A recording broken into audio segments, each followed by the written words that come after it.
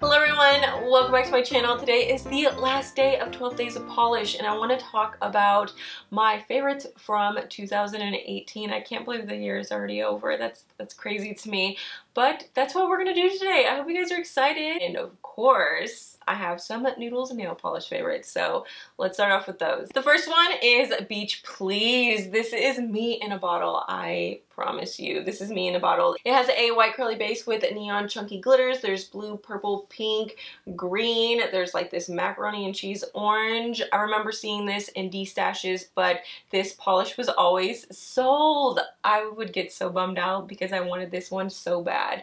Finally, in I think early summer, Natalie decided to re-release it and I purchased it immediately. This is me in a bottle. I get this one opaque in 2 coats. I know some people said that they got it opaque in 3.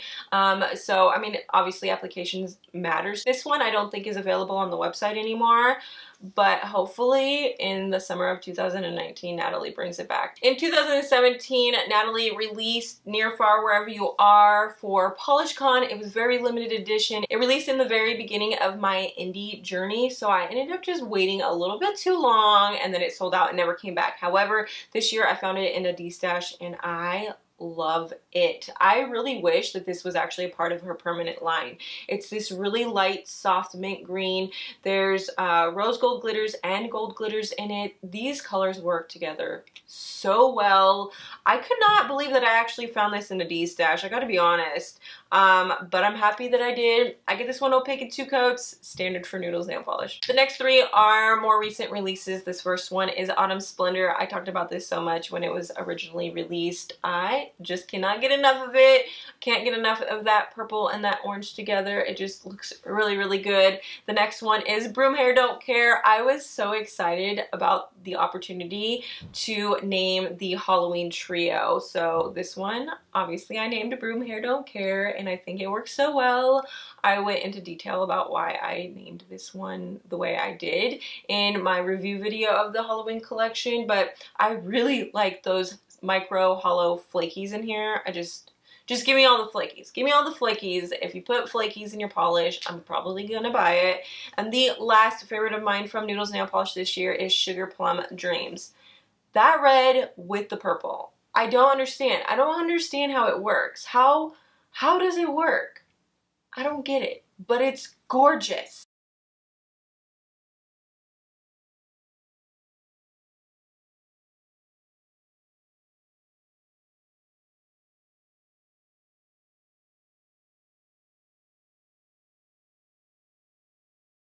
One of my very first polish pickup purchases included Polish for Days Animalese. This was my first Polish for Days polish, I think. It's this really light purple. It has Aurora shimmer, so it has that kind of goldy orange to green shift. There's those large flakies in there that I keep talking about. Oh my goodness, you guys, this blew my socks off. I was so impressed by this. It's just really pretty, and it also has those holographic flakies in there once again. I mean, I don't know. Like I said, put them in there and I'm probably gonna buy it. From Pampered polishes, my favorite polish is No Music. This is inspired by the movie Coco. It has a black curly base with large pink, green, and blue glitters. There's also smaller glitters in those same colors. And then I also see some scattered hollow glitter in there. When I originally placed my order, I knew in my mind that this was going to be a 3-coater. Black is a very overpowering color, so I expected it to be a 3-coater. It just made sense to me. However, this is actually a 2-coater. It's no longer available, unfortunately.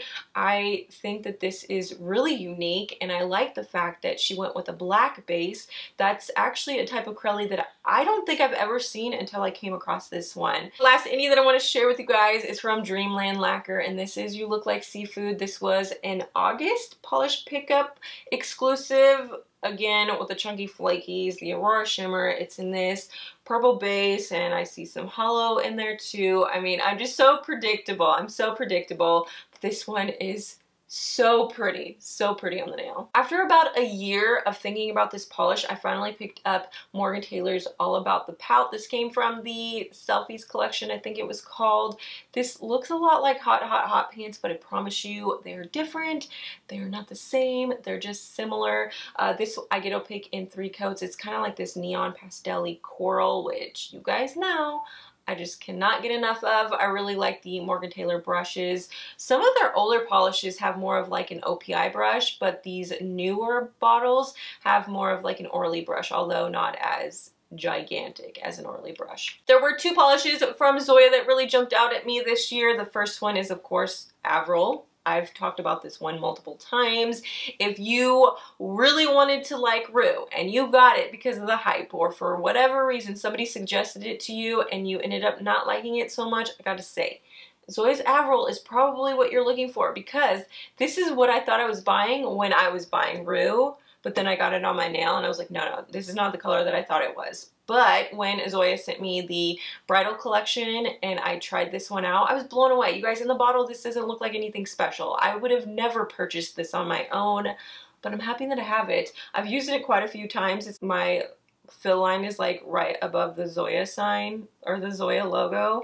I've used it quite a bit. It's just beautiful for anything. I mean, if you don't know what to wear, just put on Zoya's Avril. It'll work for it. My camera battery died, so my camera probably moved a little bit because I had to replace the battery, of course. But the other Zoya that I have here to share with you is Monroe. I talked about this a lot when it was originally released. It's kind of like this rosy pink. I mean, it really doesn't look like anything special, and it's probably not, but I really like this one. Another good polish to wear in more conservative settings. It just looks like a mature pretty pink, if that makes any sense. Formula's fantastic. Opaque in 2 coats when I use the regular brush, because I haven't switched over all of my Zoya brushes yet. I don't know if I will, but with the normal brush, I get this one opaque in 2 coats. In the same vein as All About the Pout from Morgan Taylor, I have Orly's Afterglow. This was a part of their summer 2018 collection. This was kind of the odd one out. That was a very monochromatic collection, and then they threw in this color, which I was totally fine with. I mean, I think this is gorgeous. If I could paint my house this color and my husband be okay with it, I probably would, but he's not having any of it. This is a neon pastel, so application is going to matter a lot. I can get this opaque in 2 coats on my nails, but again, application does matter, so between 2 and 3 coats for this one. Sinful Colors hasn't been impressing me much this year, but the one polish that really impressed me and that I do have backups of is Beet Goes On. This came from the Vanessa collection. I think this was released in the summertime. I'm not really sure what the collection was about, but this has a purple base with iridescent glitters that shift from a blue to a pink. I love this color combination. I'm really impressed with Sinful Colors for coming out with a polish like this. A lot of their polishes for me this year have been a miss, but this one really stood out to me. I think the formula is really good. I get this one opaque in 2 coats. And the last one comes from Glaze. This is Mustered the Courage. It's a mustard yellow cream.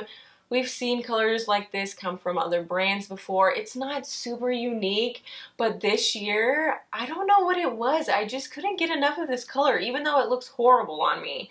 The formula is good for being a yellow. It's opaque in 2 coats, at least for me, and it has that new China Glaze brush that I am very pleased with. That wraps up my year. Those were my favorite polishes. Let me know what your favorite polishes were. Let me know what your favorite brand was. I think besides Noodles nail polish, I've been most impressed by Polish for Days. They have a very unique style, and you can certainly point them out amongst other polishes. Before I go, I want to let you know that I will be MIA for a little bit. I'm going to be taking a break, but don't worry, I will be coming back. I want to wish everybody a Merry Christmas, and I will see you in my next video. Bye!